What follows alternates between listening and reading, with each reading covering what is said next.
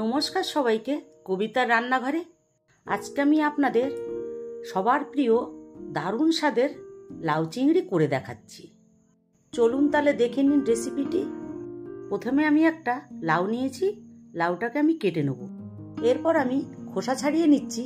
লাউটা খুবই কচি, কচি লাউ হলে খেতে খুবই ভালো লাগে। এরপর আমি ঝিরিঝিরি করে কেটে নেব।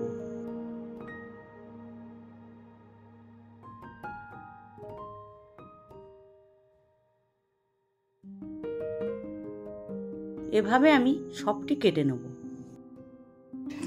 লাউটা আমার কাটা হয়ে গেছে। এবারে আমি এটাকে সেদ্ধ বসাচ্ছি।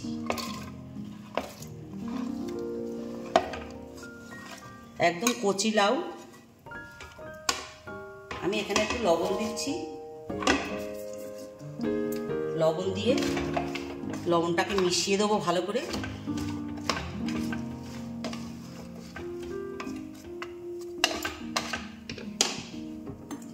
এরপর আমি একটা আলু কেটে রেখেছিলাম, সেইটা দিয়ে দিচ্ছি। এটা আমি চাপা দিয়ে দিচ্ছি। এটা আমার 5 মিনিটের মতন সেদ্ধ হবে। 5 মিনিট আমার হয়ে গেছে। এটা আমার সেদ্ধ হয়ে গেছে। এবার এটাকে আমি তুলে নিচ্ছি।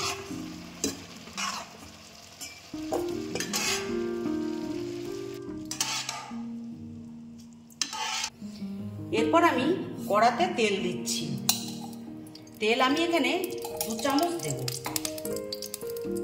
এখানে 4টে শুকনো লঙ্কা দিচ্ছি, 2টো তেজপাতা দিচ্ছি, আর 1 চামচ জিরা দিচ্ছি। দিয়ে এটা আমার একটু ভাজা হবে। এটা আমার ভাজা হয়ে গেছে। এরপর আমি এখানে 200 গ্রামের মতন চিংড়ি ছাড়িয়ে রেখেছিলাম, এটা আমি দিয়ে দিচ্ছি। এর ভেতরে সামান্য লবণ দিচ্ছি, একটু হলুদ দিচ্ছি, দিয়ে চিংড়িটাকে আমি ভেজে নেব। চিংড়িটা আমার ভাজা হয়ে গেছে। এরপর আমি সেদ্ধ করা লাউটাকে দিয়ে দিচ্ছি। লাউয়ের জলটা আমি রেখে দেবো, পরে দেবো।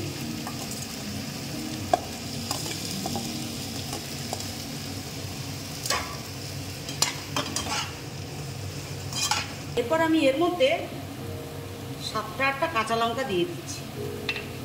দিয়ে আমি এখানে একটু গুড় দিচ্ছি। দিলে খুব টেস্ট হয়। এখানে হলুদ দিচ্ছি। দিয়ে আমি একটুখানি মিশিয়ে নেব। এর ভেতরে আমি 1 চামচ ধনের গুঁড়ো দিচ্ছি, 1 চামচ জিরের গুঁড়ো দিচ্ছি। দিয়ে এটাকে ভালো করে মিশিয়ে নেব।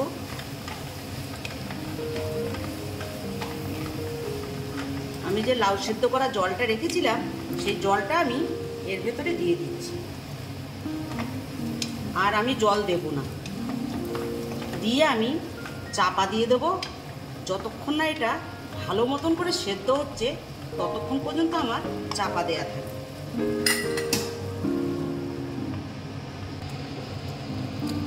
এটা আমার হয়ে গেছে, ভালো সেদ্ধ হয়ে গেছে।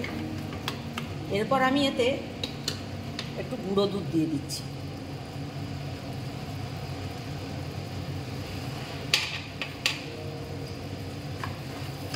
দিয়ে দুধটাকে দিয়ে ভালো করে মিশিয়ে নেব। গুঁড়ো দুধ দিলে লাউ চিংড়িতে খুব টেস্ট হয়।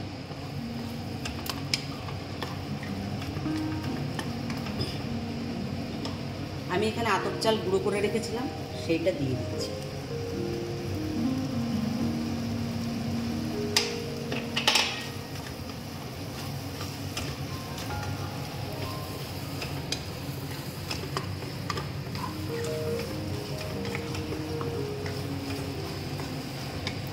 এটা আমার হয়ে গেছে।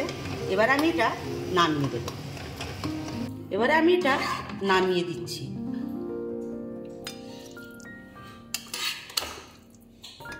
আপনারা এভাবে লাউ চিংড়ি করে খেয়ে দেখবেন।